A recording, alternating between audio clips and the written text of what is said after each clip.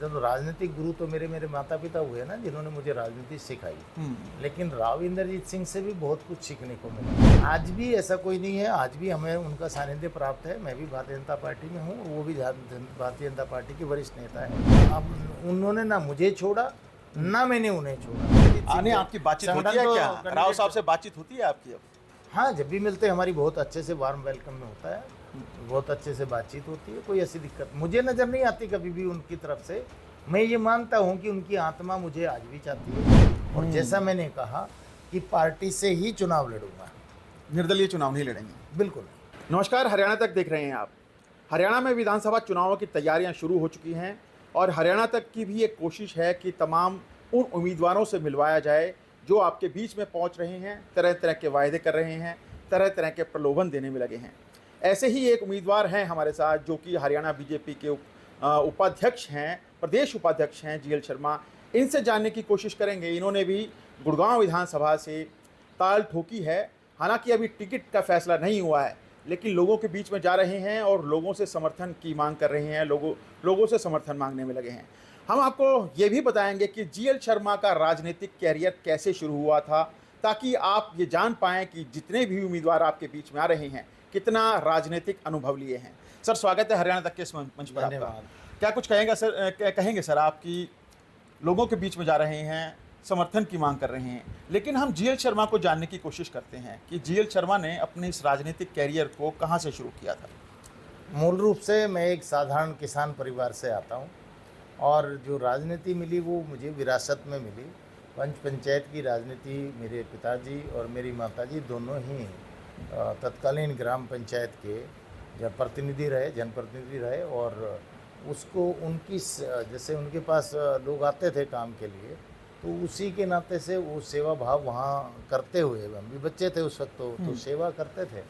और मेरा गांव, मूल गांव है वो राजावास है। राजावास गुड़गांव जिले का एक हिस्सा है। तत्कालीन समय में जो गुड़गांव जिला था उसी का वहाँ का मैं बाशिंदा हूँ। और चूँकि कर्मचारी, मैंने 23 साल हरियाणा सरकार की सेवाएं की। मैं अपने जूनियर साइंटिफिक असिस्टेंट एसोसिएशन का प्रधान 1981 में मैंने सर्विस ज्वाइन करी थी, तृतीय श्रेणी के अधिकारी की। और मैंने कौन से विभाग में? एग्रीकल्चर डिपार्टमेंट के अंदर सॉइल टेस्टिंग लैब के अंदर जूनियर साइंटिफिक असिस्टेंट एक पोस्ट थी, उसके बतौर मैंने 81 में ज्वाइन किया।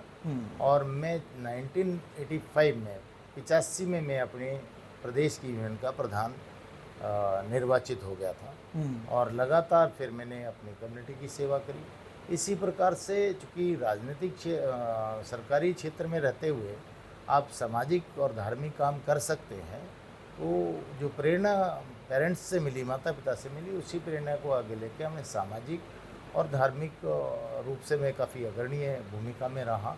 समाज में मैं प्रदेश राष्ट्रीय महामंत्री तक, राष्ट्रीय उपाध्यक्ष तक रहा। युवा से मेरी युवा अध्यक्ष के रूप में हमारी शुरुआत हुई थी। कांग्रेस से कैसे जुड़े, किन हालात में जुड़े, और कौन सी ऐसी परिस्थितियां थी कि कांग्रेस में आपको गए? वहाँ से कौन आपका हाथ पकड़कर कांग्रेस में लेके गया? जिस वक्त जैसे मैंने कहा ना, पंच पंचायत का सीधा सीधा राजनीति से संबंध होता ही है। जब माता पिता थे तो राव इंद्रजीत सिंह, उस वक्त राव वीरेंद्र सिंह जी हमारे गांव में आए थे, इनके फादर श्री, पिताश्री, और उन्होंने हमारे बुजुर्गों को कहा था गांव में आके कि भाई ये मैं एक पौधा लगा रहा हूँ, इसको पेड़ बनाना आपका काम है। पुरोहित कहते थे वो ब्राह्मणों को, आपका काम है। तो उस ड्यूरेशन में हम जवान थे, नए नए सीख रहे थे गुर। तो राव इंद्रजीत सिंह की पहली जो वो चुनाव हुई जाटसोना विधानसभा से, तो इनके साथ लग गए थे, और उस कारण से फिर वो पींग हमारी आगे बढ़ती गई। तो वो बेशक सरकार की सेवा कर रहे थे, लेकिन चूँकि परिवार राजनीतिक था, तो इस नाते से इनके चुनाव में इनकी सहयोग करना ये काम रहता था। तो स्वाभाविक तौर पर राजनीतिक क्षेत्र में राव इंद्रजीत सिंह से ही राजनीति की हमारी शुरुआत हुई, और उन्हीं के साथ मिल करके राजनीतिक गुरु कहें अगर, तो ये कोई गुरेज नहीं हुआ इससे? हाँ, वैसे गुरु तो देखिए ऐसा था, गुरु कई प्रकार के होते हैं। गुरु तो सबसे पहले गुरु माता पिता है, उसके बाद में जिन्होंने एजुकेशन दी वो गुरु, और मतलब राजनीतिक गुरु तो मेरे माता पिता हुए ना, जिन्होंने मुझे राजनीति सिखाई। लेकिन राव इंद्रजीत सिंह से भी बहुत कुछ सीखने को मिला, अच्छा ही सीखने को मिली। जो ये आप पे निर्भर करता है, आप किसी के साथ रहते हैं तो उसका अच्छा अंश आप ले लेते हैं, दूसरी चीज़ों पे आप ध्यान नहीं देते हैं। जिलाध्यक्ष रहे आप कांग्रेस के, उससे बहुत कुछ सीखने को मिला। अच्छे ईमानदार नेता हैं, अनुभवी नेता हैं, परिस्थितियों को किसी भी तरह से मोड़ने में सक्षम रहते हैं। तो ये सारी चीज़ें उनसे सीखी हैं। तो अच्छे इंसान होने के नाते, एक अच्छे राजनीतिक होने के नाते उनका सानिध्य प्राप्त हुआ। आज भी ऐसा कोई नहीं है, आज भी हमें उनका सानिध्य प्राप्त है। मैं भी भारतीय जनता पार्टी में हूँ, वो भी भारतीय जनता पार्टी के वरिष्ठ नेता है। और जब से वो चुनाव लड़ रहे हैं, विधानसभा का चुनाव से लेकर के वर्तमान लोकसभा के चुनाव तक हमेशा ही उनको समर्थन दिया है। उन्हीं के लिए वोट मांगी है। जब वो कांग्रेस से विधायक लड़ते थे तब भी वोट मांगते थे, बाद में सांसद लड़े तब भी मांगी, और फिर भारतीय जनता पार्टी में जब आए तो फिर भारतीय जनता पार्टी के नेता के रूप में भी हम उनकी वोट ही मांग रहे हैं। तो राव इंद्रजीत सिंह को तो अपने जीवन के 33-34 साल हमने दिए, और उनसे बहुत सी चीज़ सीखने को मिला, सानिध्य भी मिला, उनका प्रेम भी मिला। फिर एक वक्त ऐसा भी आया, फिर एक वक्त ऐसा आया कि इंसाफ मंच का गठन हुआ, फिर एक ऐसा वक्त आया कि राव इंद्रजीत सिंह से किनारा करना पड़ा। क्या वो हालात थे, क्या वो कारण थे कि राव इंद्रजीत सिंह से किनारा करना पड़ा जीएल शर्मा को? सबसे बड़े सिपहसालार थे आप उनके। स्वाभाविक तौर पे मेरा जो काम करने का तरीका है, मैं जो काम करता हूँ, मेहनत करता हूँ, परिश्रम करता हूँ, उसको राव इंद्रजीत सिंह जी पसंद करते थे, करते हैं, आज भी करते हैं। जहाँ तक इंसाफ मंच का है, तो अपने क्षेत्र के साथ जो डिस्क्रिमिनेशन हो रहा था, तो उसमें गुरुग्राम में रहते हुए अग्रणी भूमिका निभाई मैंने, और उनके आशीर्वाद से ही वो सारी चीज़ें हम करते थे, और इस कारण से फिर आगे बढ़े। उसके बाद में जब भारतीय जनता पार्टी में आए, तो ये जो हमारी पार्टी है, अब कार्डर बेस्ड पार्टी है मेरी पार्टी। भारतीय जनता पार्टी कार्डर बेस्ड पार्टी, कार्यकर्ताओं की पार्टी है। और आप जैसे कह रहे हैं कि उनसे अलग होना पड़ा, अलग नहीं होना पड़ा। आज वो भी बीजेपी में, मैं भी बीजेपी में, अलग कहाँ से हो गए? हाँ, ये ठीक है कि उन्होंने ना मुझे छोड़ा, ना मैंने उन्हें छोड़ा। ये हम छोड़ने की बजाय जोड़ने में विश्वास करते हैं। तो जैसे पार्टी में आए तो अन्य नेता भी जुड़ गए। भाई राव नरवीर सिंह से भी जुड़ा हो गया, बहन सुधा यादव से भी जुड़ा हो गया, राव इंद्रजीत सिंह से भी जुड़ाव है। और उसमें पार्टी में, भारतीय जनता पार्टी में अनेकों नेता हैं, अनेकों दरवाजे हैं जहाँ सब तरह जुड़ा हुआ। तो लोग ऐसा मानते हैं कि जो हमने जुड़ाव किया, इस नाते से लोग ऐसा समझते हैं कि शायद इंद्रजीत सिंह से हट गए। लेकिन राव इंद्रजीत सिंह का भी पार्लियामेंट का चुनाव हुआ। मुझे नहीं पता किस कार्यकर्ता ने क्या क्या किया, पर संगठन ने मुझे कहा कि नुक्कड़ सभाएं करनी है। सबसे ज़्यादा गुरुग्राम विधानसभा में सबसे ज़्यादा नुक्कड़ सभा जीएल शर्मा ने करी। संगठन ने कहा, राव इंद्रजीत ने कहा कि मेरी मदद कीजिए। राव इंद्रजीत सिंह भारतीय जनता पार्टी संगठन के एक कार्यकर्ता के रूप में है, एक नेता के रूप में है। तो वो संगठन या राव इंद्रजीत सिंह अलग नहीं है। जो संगठन बोलता है वो राव इंद्रजीत सिंह के लिए बोला। कैंडिडेट तो हमारे राव इंद्रजीत सिंह। आपकी बातचीत होती है क्या? राव साहब से बातचीत होती है आपकी? अब हाँ, जब भी मिलते हैं हमारी बहुत अच्छे से वार्म वेलकम में होता है, बहुत अच्छे से बातचीत होती है। कोई ऐसी दिक्कत मुझे नज़र नहीं आती कभी भी उनकी तरफ से। मैं ये मानता हूँ कि उनकी आत्मा मुझे आज भी चाहती है। वो स्वाभाविक तौर पे संगठन को तो नहीं चाहते हैं राव साहब। राव साहब ने जीतते ही कहा कि संगठन की वजह से मैं चुनाव नहीं जीता हूँ, मेरी राव ब्रिगेड अगर मेरे साथ ना होती तो मैं चुनाव हार जाता। पता नहीं, मैंने ये शब्द सुने नहीं, ना मैंने ये मतलब कहीं से भी नहीं सुन पाया मैं। इस तरह की भाषा उन्होंने इस्तेमाल की है। बहुत वरिष्ठ पॉलिटिशियन है, बहुत ही अच्छे पॉलिटिशियन है। भारतीय जनता पार्टी अगर आज बहुत अच्छी स्थिति में साउथ हरियाणा में है, तो राव इंद्रजीत सिंह, राव नरवीर सिंह और सुधा यादव जो हमारे बड़े नेता हैं, और है भूपेंद्र यादव जी हैं हमारे, और बहुत से नेता जो प्रदेश स्तर के नेता हैं, बड़े नेता हैं, उन सबके जुड़ाव से, चाहे वो रामविलास शर्मा जी हों और भी, मतलब 36 बिरादरी है ना इसमें। तो जो सबका जो जोड़ है, इस नाते अपनी पार्टी यहाँ पे मजबूत है, भारतीय जनता पार्टी।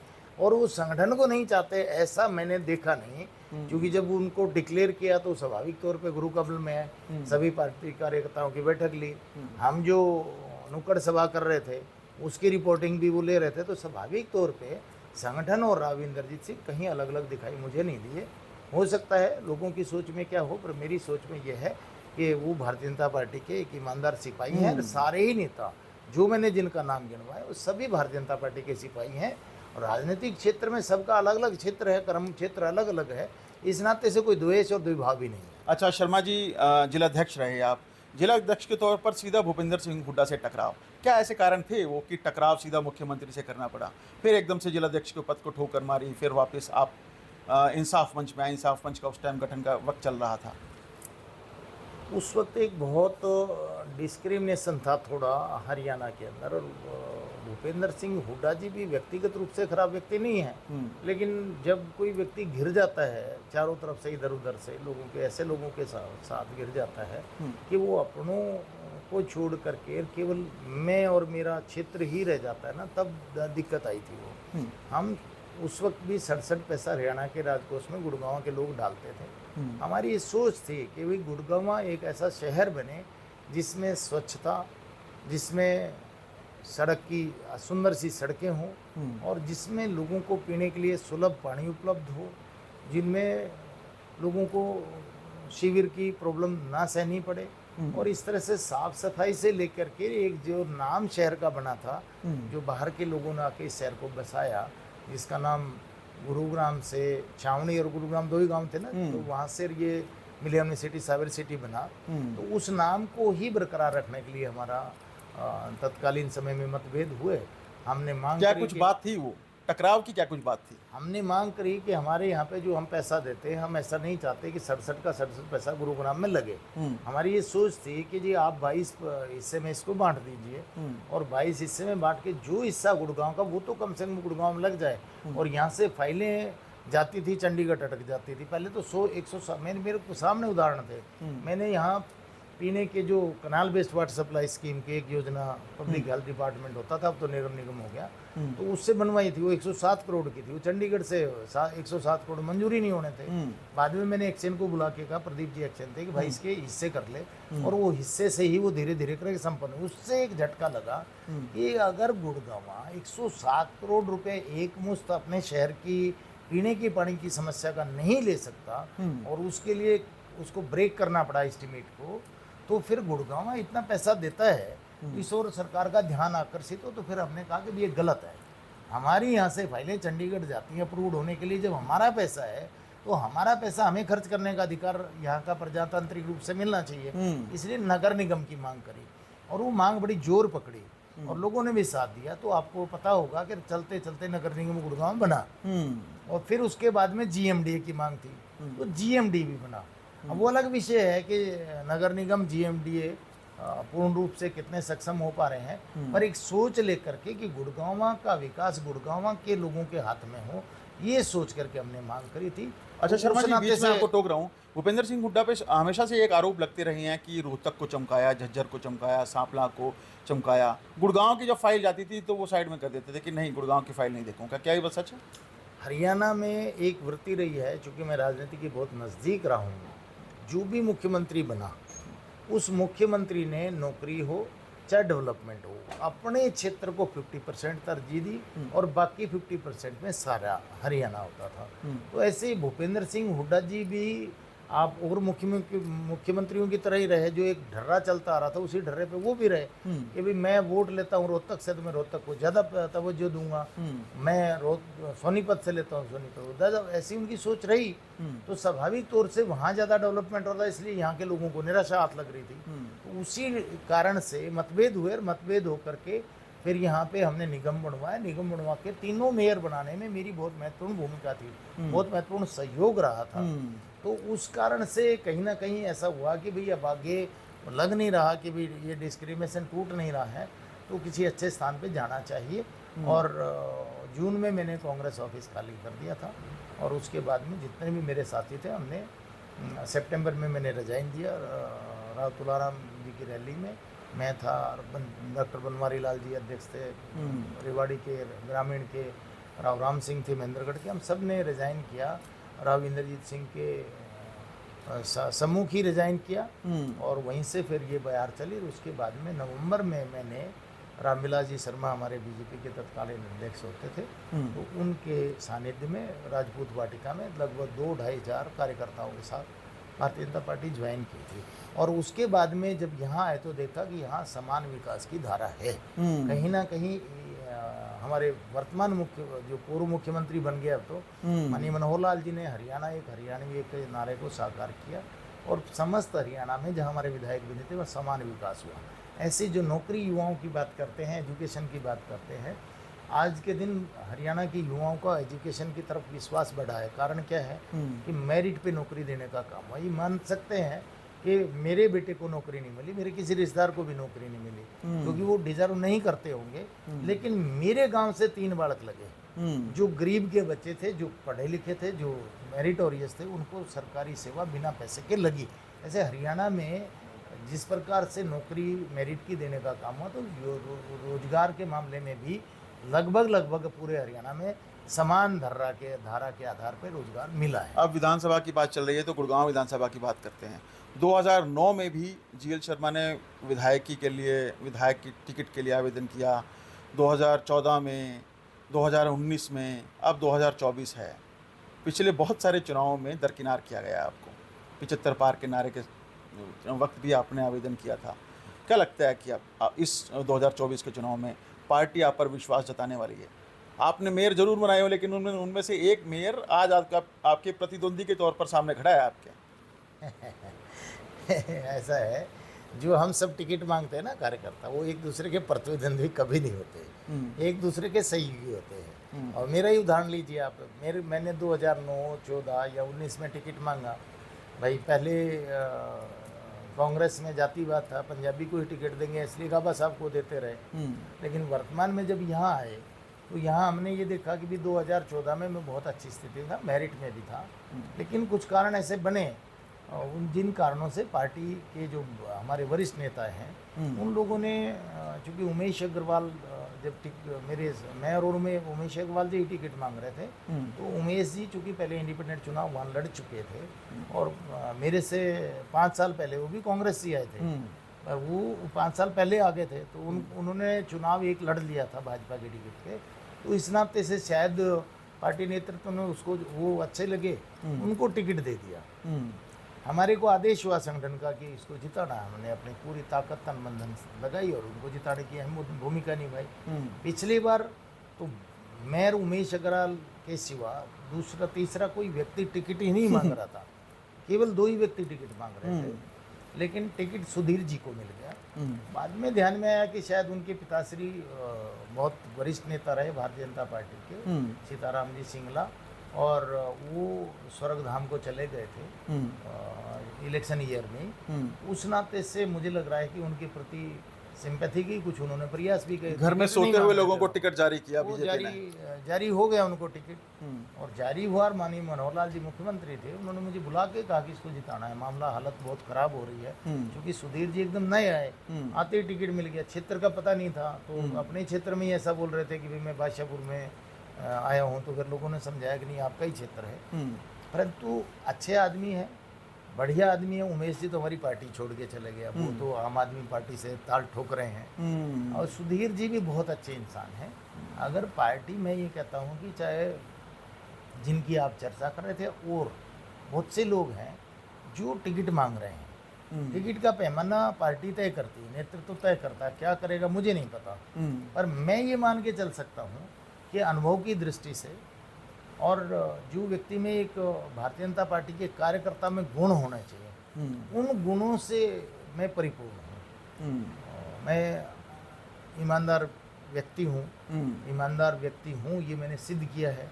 मैं पहले था जब भी पावर में था, आज था जब भी पावर में था। मैं तो डेयरी फेडरेशन का चेयरमैन रहा, तो घाटे की संस्था को 42 करोड़ के लाभ में छोड़ के आया, तो मैंने अपने ऑनेस्टी का प्रूफ दिया है।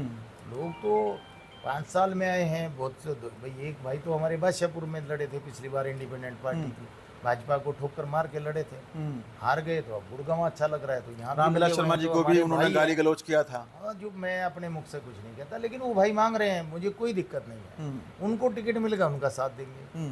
जो दूसरे भाई मांग रहे हैं वो भी 5 साल पहले यहाँ नहीं थे, बादशाहपुर के रहने वाले हैं, सेक्टर 10 में रहते थे, यहाँ कोई आइडेंटिफिकेशन नहीं था, 5 साल में वो भी ऐसा लग रहा है गुड़गांव की बहुत अच्छा स्थान है, तो वो भी मांगे। हमारे भाई जो आप कह रहे हैं सीनियर डिप्टी मेयर रहे, मेयर में नहीं सहयोग किया था बनाने में, वो भी मांगे। कोई भी कार्य बहुत से लोग मांग रहे हैं, सभी कार्यकर्ता मांगे, लेकिन टिकट डिक्लेयर होने के बाद में अपनी पार्टी की तरफ हम वफादार रहें। हम उद्दंडता ना करेंगे और ना करनी चाहिए। पार्टी की टिकट लेंगे, पार्टी की टिकट पे ही चुनाव लड़ेंगे। अच्छा, अंदरूनी सर्वे हुआ है बीजेपी का, काफ़ी बुरे हालात हैं, तो पार्टी तो ये सोच रही है गुड़गांव में किसी पंजाबी चेहरे को ढूंढा जाए, तो तब आप कहाँ पे फिट बैठते हैं ऐसी ऐसी परिस्थिति में, ऐसी चुनावी परिस्थिति में? ये सवाल काल्पनिक है। सर्वे जो कराया गया है या नहीं हुआ है, अभी तक मेरे ध्यान में कोई सर्वे हुआ ही नहीं है। पार्टी का अपना इनर सर्वे हुआ होगा, वो कैंडिडेट्स का सर्वे नहीं हुआ है। अभी तक ये है कि भारतीय जनता पार्टी कितनी सीट गेन कर सकती है, कांग्रेस कितनी गेन कर सकती है, और कितना गेन, विपक्ष कहाँ, इंडिपेंडेंट कैसे आ सकता क्या है। नतीजा है उस सर्वे के? मुझे नहीं पता, पर मैं ये कह रहा हूँ कि एक अंदाजा है कि पार्टी अपना आकलन पहले करती है, कैंडिडेट्स का आकलन बाद में करती है। तो पंजाबी को टिकट मिलेगा, वैश्य को मिलेगा, ब्राह्मण को मिलेगा, ये ऐसा अभी कोई विषय है नहीं, मेरी नज़र में बिल्कुल नहीं है, और आने वाले समय में भी ऐसा नहीं होने वाला। और जो आप पूछ रहे हैं कि भाई अगर पंजाबी को दे दी, तो जो पहले वैश्य वर्ग को दी तो हमने पार्टी का साथ दिया, किसी को देंगे साथ देंगे, पर मेरे को क्यों नहीं मिलेगी, इसका कोई आधार बनता नहीं है। जनता में खूब मशहूर है, 25 साल से लोगों की सेवा कर रहा हूँ। गली गली में कोई गली ऐसी गुड़गांव की नहीं है जहाँ मेरे दोनों पैर नहीं टिके हों। कितने ही काम डेवलपमेंट के हों, व्यक्तिगत हो, लोग आते हैं, सबका करते हैं, सब मुझे अच्छा इंसान मानते हैं, ईमानदार इंसान मानते हैं, कर्मशील इंसान मानते हैं। संगठन ने मेरे से जो अपेक्षा की, संगठन का काम मैं पिछले 2 बार उपाध्यक्ष के नाते देख रहा हूँ। इससे पहले प्रदेश कार्य समिति का सदस्य था, मेवात का प्रभारी रहा, अब फरीदाबाद जिला, इससे पहले कुरुक्षेत्र जिला था, कार्यालय निर्माण। जो काम दिया संगठन ने, उसमें मैंने प्रूव करके दिखाया है कि ये कार्यकर्ता, संगठन मेरा ये मानता है कि ये कार्यकर्ता परिश्रमी और परिणामदायक कार्यकर्ता है। अच्छा, तो इस नाते से, हाँ, तो परिणामदायक कार्यकर्ता होने के नाते से, परिश्रमी कार्यकर्ता होने के नाते, सरकार में भी अवसर दिया तो ईमानदार कार्यकर्ता होने के नाते से, और जनता में मेरी पहचान होने के नाते से, मैं ये मानता हूँ कि संगठन अब की बार पार्टी मेरी तरफ ध्यान देगी। और जैसा मैंने कहा कि पार्टी से ही चुनाव लड़ूंगा, निर्दलीय चुनाव नहीं लड़ेंगे? बिल्कुल। जैसे बाकी के नेता, बीजेपी के नेता लगे हुए हैं शहर में, शहर अटा पड़ा है पोस्टरों से कि मैं चाहे कुछ भी हो जाए, पार्टी चुनाव टिकट दे कि न दे, मैं चुनाव लड़ रहा हूँ। तो ऐसे जीएल शर्मा नहीं लड़ने वाले हैं? मैं पार्टी से ही चुनाव लड़ूंगा, इंडिपेंडेंट चुनाव नहीं लड़ूंगा। अच्छा, आखिरी सवाल मेरा ये है कि पीएम मोदी ने लाल किले की प्राचीर से कहा था कि ना खाऊंगा ना खाने दूंगा, और एक हमारे तत्कालीन मुख्यमंत्री मनोहर लाल जी ने कहा था कि भ्रष्टाचार का काल, मनोहर लाल। और आपके पूर्व मंत्री आरोप लगा रहे हैं कि गुड़गांव में या फिर सरकारी तंत्र में बैठे जो सरकारी बाबू हैं, वो अहमद शाह अब्दाली की तरह प्रदेश को लूटने में लगे हैं। भ्रष्टाचार पूरा चरम पर है इस पूरे टेन्योर के अंदर। ऐसे आरोप तब लगाए उस पूर्व मंत्री ने जबकि 3 साल पूर्व मुख्यमंत्री मनोहर लाल ग्रीवेंस कमेटी के 3 साल चेयरमैन रहे और अब नायब सिंह सैनी चेयरमैन हैं। तो क्या लगता है कि उनके आरोपों में दम है? स्वाभाविक तौर पे राव नरवीर सिंह को आप नेगलेक्ट करके अहिरवाल की राजनीति में नहीं चल सकते। बहुत बड़ा कद है उनका, पारिवारिक पृष्ठभूमि बहुत ज़बरदस्त है। राव मोहर सिंह इनके जो दादाश्री थे, उन्होंने हरियाणा में उस वक्त एजुकेशन की बिगुल बजाई थी। वो जॉइंट पंजाब में मंत्री रहे।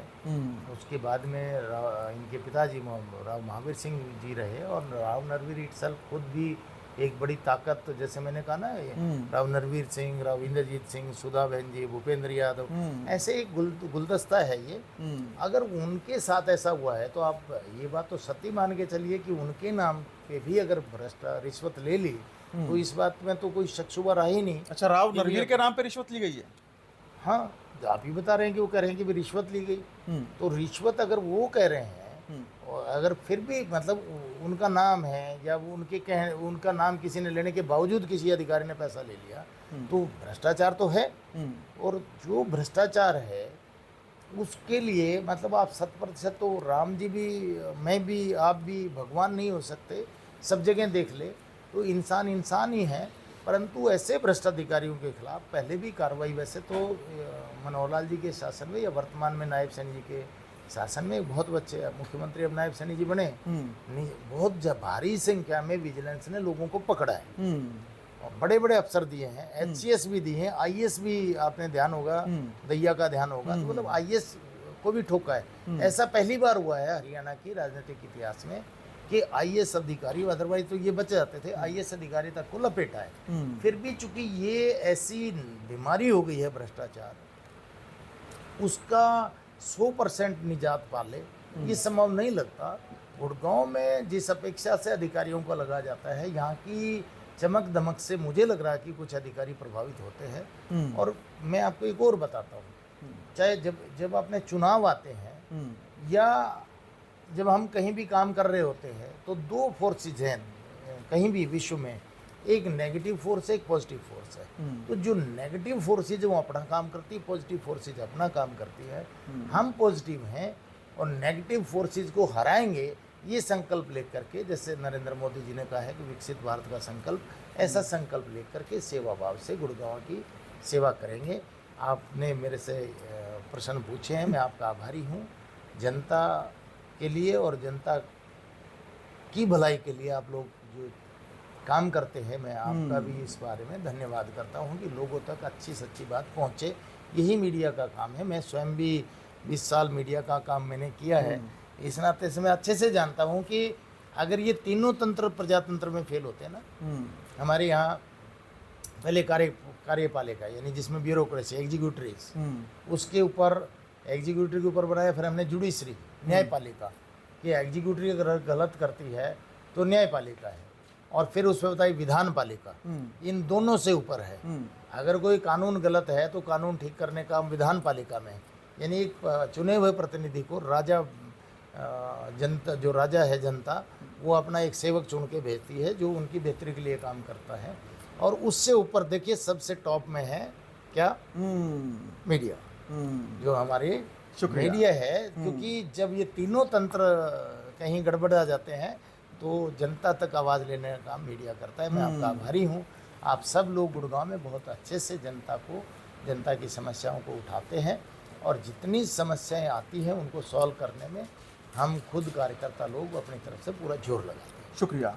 तो ये हमारे साथ GL शर्मा जी थे, जिनका कहना है कि ज़रूर भ्रष्टाचार व्याप्त है। अहमद शाह अब्दाली सरीखे अधिकारी गुड़गांव में तैनात हैं, न केवल तैनात हैं बल्कि भ्रष्टाचार को अंजाम भी देने में लगे हैं। तो ऐसे आरोपों पर प्रदेश सरकार क्या कुछ स्टैंड लेने वाली है, यह ज़रूर देखने वाली बात होगी। कैमरामैन प्रवीण कुमार के साथ नीरज वशिष्ठ, गुरुग्राम, हरियाणा तक।